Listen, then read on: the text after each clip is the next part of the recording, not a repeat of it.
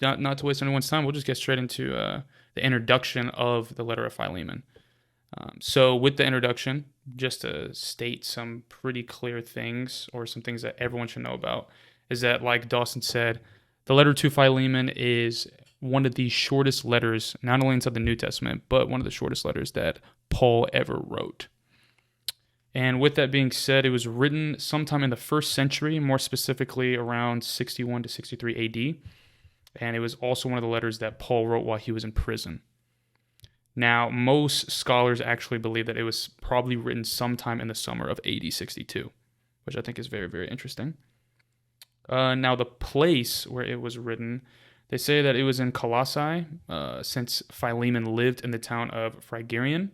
Now, I don't necessarily know where Colossae or Phrygian is, but apparently Phrygian is a town in Colossae, which is where we have the letter Colossians.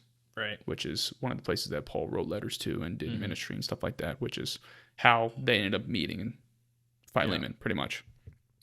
Now, some interesting facts. So I thought this was really interesting. This is the only letter where Paul does not explicitly talk about the death and resurrection of Jesus Christ. That's very interesting. Yeah. Very significant. Yeah. So why do you think that he did that necessarily? Like, what's your thoughts on that?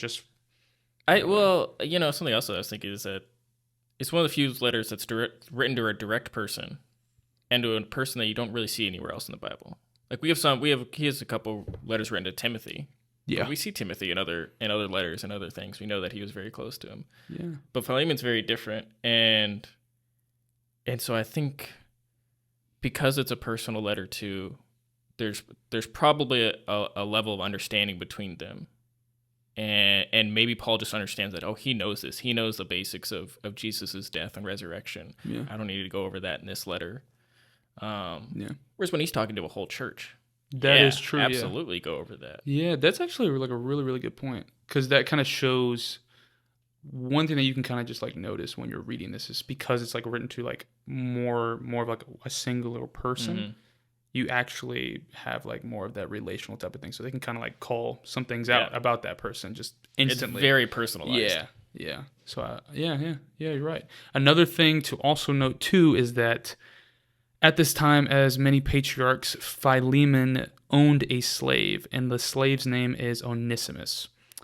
Now, apparently, with the context of understanding this letter is that Paul is writing this letter to Philemon, and he's writing to Philemon about this slave that actually ran away from him. And on this time of when the slave ran away, Onesimus ran away, Paul actually comes in contact with Onesimus. Onesimus gets radically saved and becomes a Christian. And then through that, we learn that there's some level of conviction to where Onesimus needs to apparently go back to his slave owner. But Paul writes this letter to the slave owner, which is Philemon, to actually show him the proper way of receiving back this slave, Onesimus, which was Roman citizen. As we all know, many Roman citizens owned slaves, especially during that time. Slavery was not a new thing or something looked down upon. But what I do think is very, very fascinating is that this letter, I think, most explicitly shows the heart of Christianity and the heart of the Bible around the topic of slavery that I think a lot of people misunderstand. For sure. Yeah. Absolutely.